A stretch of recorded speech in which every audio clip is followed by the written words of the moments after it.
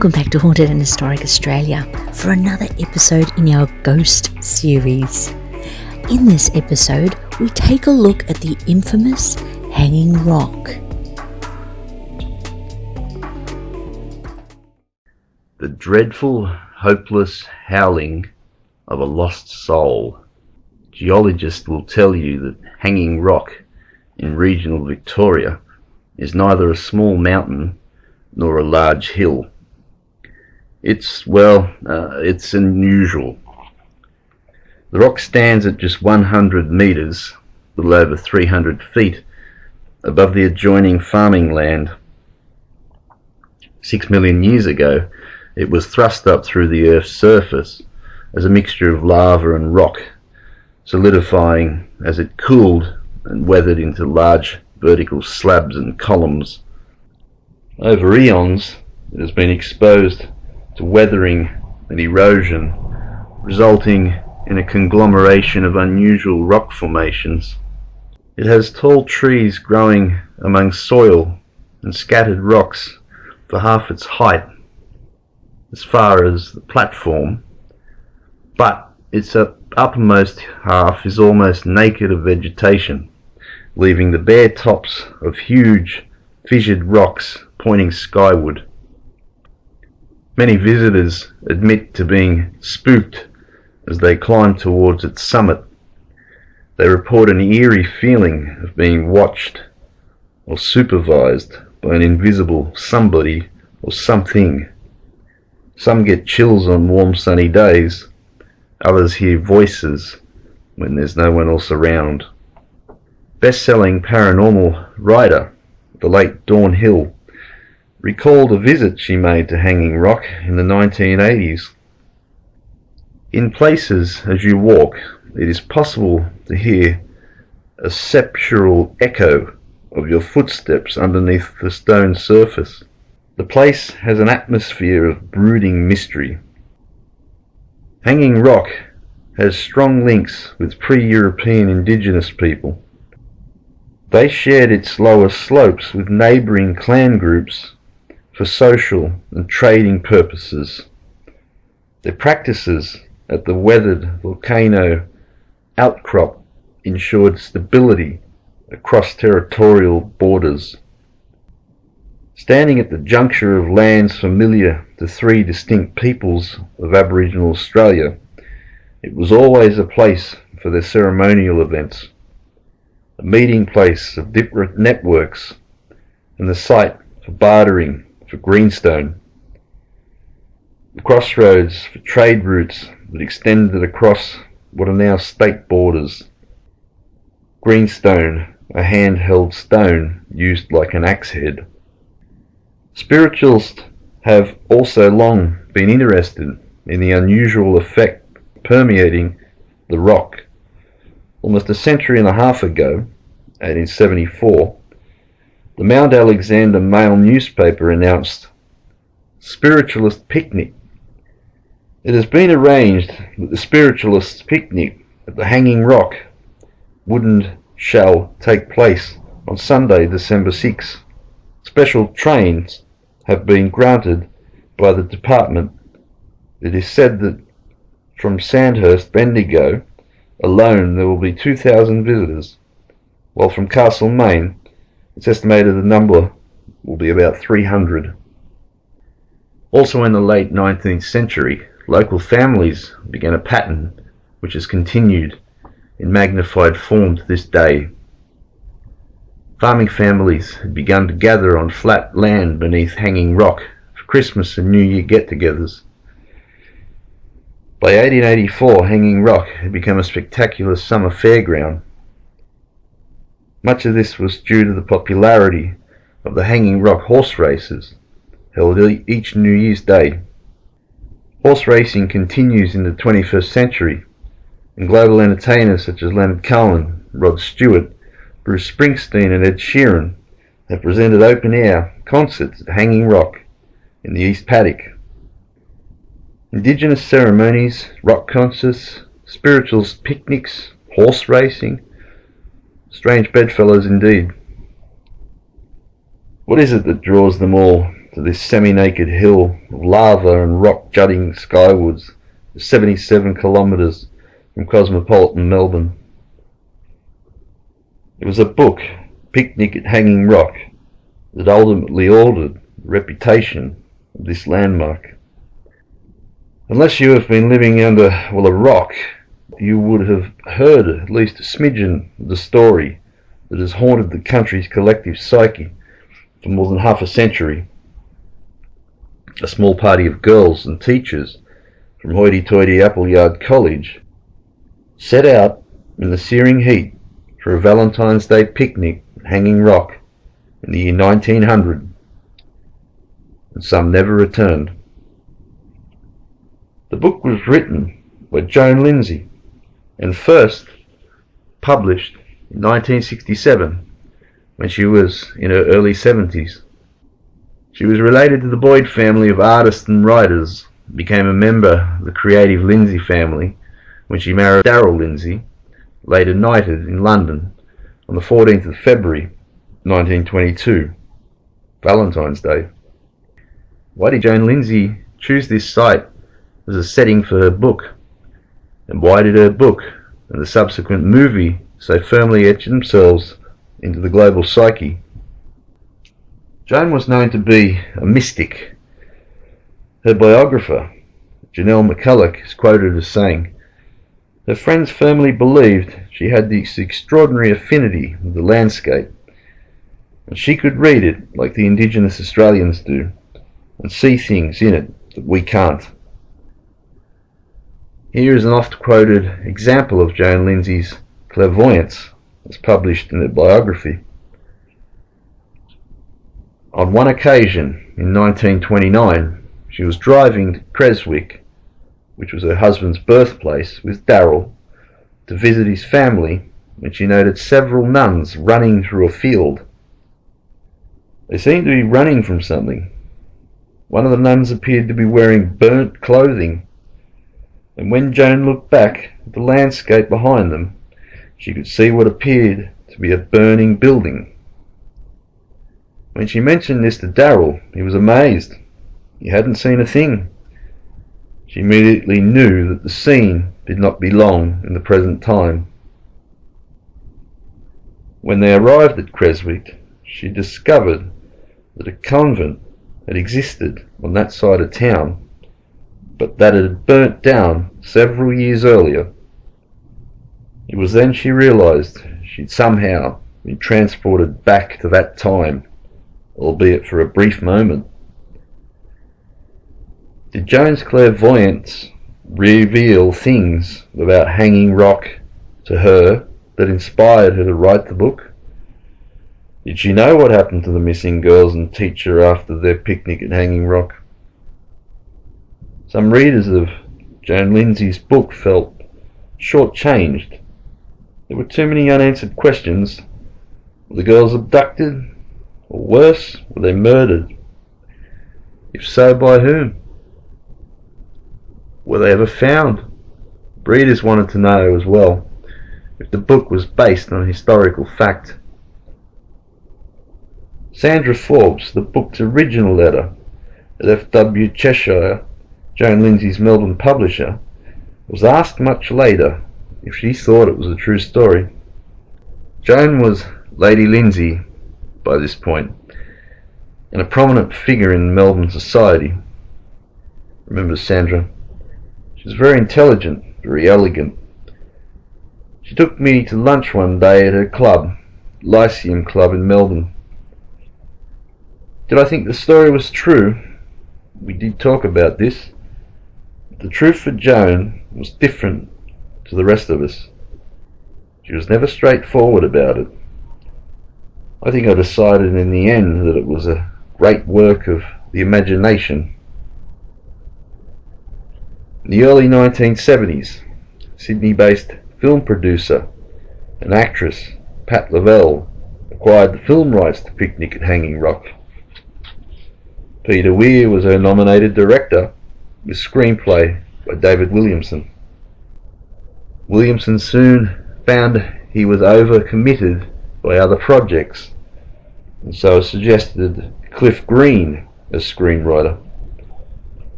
Joan Lindsay's agreement to sell the film rights ensured that she retained her right to approve both director and screenwriter. Meetings with Peter Weir and Cliff Green were arranged.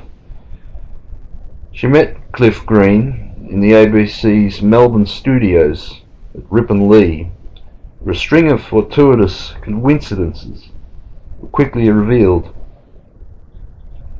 Cliff Green lived at Warrandyte on the Yarra River on Melbourne's northern outskirts. Joan had lived at Warrandyte after she left art school. "You must live near my cousin, Penlee Boyd," she said. Cliff did. Then she mentioned the wooden storekeeper, Mr. Hussey, who was in her book. Mr. Hussey was Cliff Green's son-in-law's grandfather. Cliff then told Joan he had adapted a Norman Lindsay, her brother-in-law, book to the screen, and her cousin Martin Boyd's novel, Lucinda Brayford, for the BBC. Joan thought all these connections and coincidences were completely natural, part of life's magnificent tapestry, Cliff Green said. She gave him the nod of approval. Cliff had been warned earlier not to ask Joan if the picnic story was true, but he asked anyway. Her stock answer was, "Some of it's true, some of it isn't." In the end, I decided that fiction and facts had been woven so inextricably together that it was impossible, even for her, to distinguish the difference. Peter Weir, the director, promptly met Joan's approval too. Coincidentally, his middle name is Lindsay. Much of the film at Picnic at Hanging Rock was shot on site at Hanging Rock. Two interesting anecdotes, each with a spooky wow effect, happened during filming at the Rock. Firstly, co-producer Pat Lavelle remembered, "The Rock started having an effect on all our lives. My watch stopped entirely and our alarm clocks seemed to go off at different times. While quite often on the Rock there was an overpowering feeling of being suspended in time." So Joan Lindsay's magic references to the Rock are probably true. Next, Anne-Louise Lambert, who played one of the missing girls, Miranda, in the movie, tells how, during a break on the set, she had wandered off into the bush in costume and she saw Joan Lindsay slowly coming towards her. "I went to hold out my hand, but she walked straight up to me, put her arms around me, and said in a very emotional way, 'Oh Miranda, it's been so long.' She was shaking like a leaf. I wasn't sure what to do, so I said very politely, 'It's me, Joan, it's Anne. It's so nice to meet you.' But she dismissed this with a wave of her hand. She just said, 'Miranda' again, and clung on me. So I embraced her back. I think we both started to cry. It was very moving, and it was clear she regressed into some part of her past. To her I really was someone she'd known, somewhere in time. There was certainly something very true about the scenes that we were filming at the Rock, and the story itself, not just the facts, but also the meaning for Joan." As Lindsay's editor, Sandra Forbes, commented, "The truth for Joan was different to the rest of us." When released in August 1975, the film Picnic at Hanging Rock was acclaimed both locally and overseas as an outstanding achievement, winning Best Cinematographer awards in the UK and USA and Best Film from the Australian Film Institute. It is intriguing to reflect that viewers worldwide referred to the movie and its pan-flute musical score as haunting. Over a decade after Picnic was released, Dawn Hill, mentioned at the beginning of this chapter, and her husband Roland, a deep trance medium, visited the rock to film a paranormal video documentary. When they arrived, their crew was waiting for them. It was a sullen late winter morning as Dawn and Roland set off to climb the pinnacles and seek out an area that felt right for filming. They climbed the path through the trees for 20 minutes and had almost reached halfway when Roland took off on a side track to the left and disappeared from view behind a cluster of large boulders. Dawn called for Roland to come back to the main track. He didn't respond. Next, she glimpsed him through a narrow fissure in a huge boulder. He was moving in a deep trance, like a sleepwalker. She quickly joined him. Roland was drawn to a huge monolith, which 3 meters above the surface had a large cavity that he felt compelled to enter. "Help me, Dawn. I've got to get in there," he cried. I gave him a leg up and then braced myself while he took my shoulder for a foothold to reach the small cave. I stepped back to watch as Roland crawled into a sitting position within the hollowed out stone. He was sobbing, muttering to himself all the while. Then, involuntarily, I held my breath. The face that looked out blindly from within that stone was not the face of my husband Roland. As the first tormented howls shattered the frozen silence, I knew what I was hearing. There is no other sound that strikes the vitals with quite the same impact as the dreadful, hopeless howling of a lost soul. Dawn immediately called on her own spirit guide, David, for help, concentrating her mind on a single command: "Peace, be still." Moments later, the anguished cries from the cave abated as Roland's face softened, and Dawn recognized the characteristic body rhythms signaled David's arrival. The words, "My daughter, I am David," greeted Dawn. "That one is with me."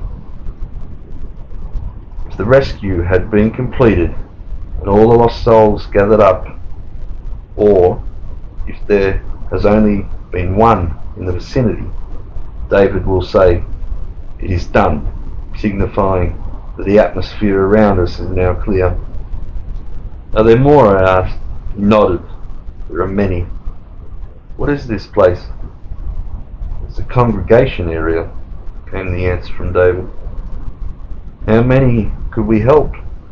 "As many as this man could take," he replied, indicating Roland's body with a brief gesture. I could only answer with a philosophical shrug. "Okay, you know the limits, whenever you're ready." "Now is not the time, my daughter. This man will sleep." Roland's head dropped forward onto his chest, and I turned to face the wide-eyed film crew. "What you have just seen is a psychic rescue," I explained. "Procedure to them briefly before turning to offer my shoulder to Roland, now awake and indicating that he wished to climb down. Portions of this psychic rescue at Hanging Rock are included in the Andronicus Foundation video, Who Speaks, which features Roland and Dawn Hill and others. It was published in the late 1980s and is now becoming difficult to obtain. Unaware of Dawn and Roland Hill's experiences, another later group of visitors also sensed, or perhaps even saw, lost souls gathered at Hanging Rock. Park Ranger Guido Bigolan recalls, "A group of tough, courageous Indigenous Australians from the Northern Territory began to venture up the rock. This group didn't even get halfway. They were clearly edgy on the ascent, and as they approached the halfway mark, they turned in their tracks, ran down the hill. They ran back to the car park, jumped back in the bus as fast as they could. All they would say was, 'This is an evil place. There is unfinished business here.' It would seem that Hanging Rock is a point where earthbound spirits and lost souls gather to await release or rescue. Perhaps many people, such as the Indigenous Australians and Joan Lindsay, have intuitively known this all along. In 2018, a hanging rock legend was again reignited. Now a new Foxtel miniseries will sustain the legend for a new generation, triggering the country's and arguably the world's fascination with the rock once again. And there is no denying that the story's misperceived foothold in reality has only added to its potency over the years.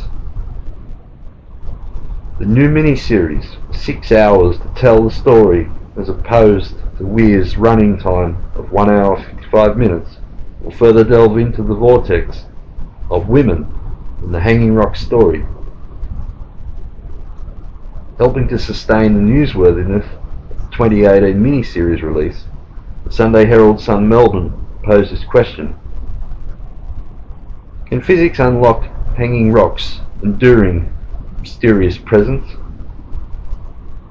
This week we invited a group of spiritual authorities, including celebrity psychic medium Harry T. Amazonian tribal medicine woman Antonia Rule, Native American healer Red Horse, and members of Aussie Down Under Paranormal Investigations to visit the rock and share their findings. Some detected an abduction of a group of innocent girls in the late 1800s. Others spoke of rocks as a place of joy that was filled with the spirit of happy children. All agreed it was a powerful spiritual and sacred place, just as it is the 3 Indigenous nations that were custodians of the land. Members of these 3 Indigenous nations sharing custody of the rock were also invited to participate, which they declined to do so. Gary Pendlebury of Aussie Down Under Paranormal Investigations used the K2 meter to detect changes in the electromagnetic fields on Hanging Rock. It was off scale, Pendlebury said. We say that it's a Class A validation of spirits being present, and the level was unprecedented. He and his team also sensed many cold spots whilst climbing the rock, which he said indicated ghost activity. Antonia Rule, tribal medicine woman, sensed the presence of spirits of both children and adults. There were a lot of happy kids the higher I climbed. I was asked by a lot of little kids to go into a cave, asking me to come and play. I sat there, was going further in, when an adult lady said, "Don't go in there." Antonia didn't proceed further. I had various spirits communicating with me, celebrity psychic Harry T. said. I felt the presence of so many children who were so linked to this place. Harry T. also sensed the presence of a woman. I picked up on a woman spirit who acknowledged herself as a psychic, and I wonder if she was the author of the book, now that I know about it. Hanging Rock. What a strange tale, like most of them that we present here. It was an amazing story by Joan Lindsay, if that was what it was, or was there truth behind it? No one will ever know for sure, and it is believed Joan didn't really know herself. Crazy. But people get a sense when they're at the area, some positive, some negative. And it's very interesting that there's many children hanging around the rock area in ghost form, luring people into caves, and then guardians advising not to do so. How interesting indeed. Yet another place that we will need to go and see for ourselves in the future. And there are so many other places ghostly and mysterious in Australia. So don't forget to like, subscribe and share if you're enjoying this content. to make sure that you don't miss out. And hit that notification bell too, so you know when we're posting more stories.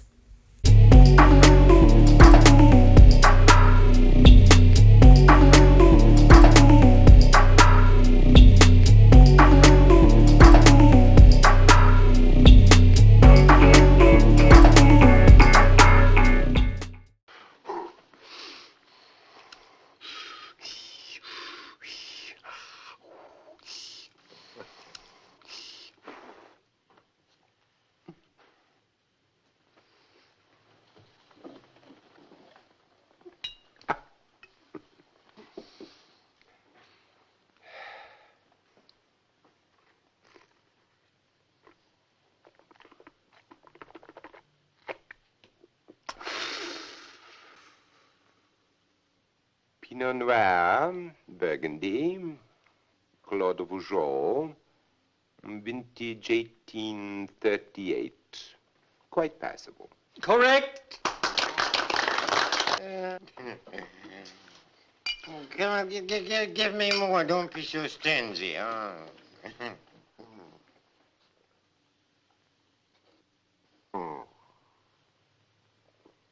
Burgundy, Volnay, 1832, and it's from the better slopes of the vineyard. It's very good. Correct.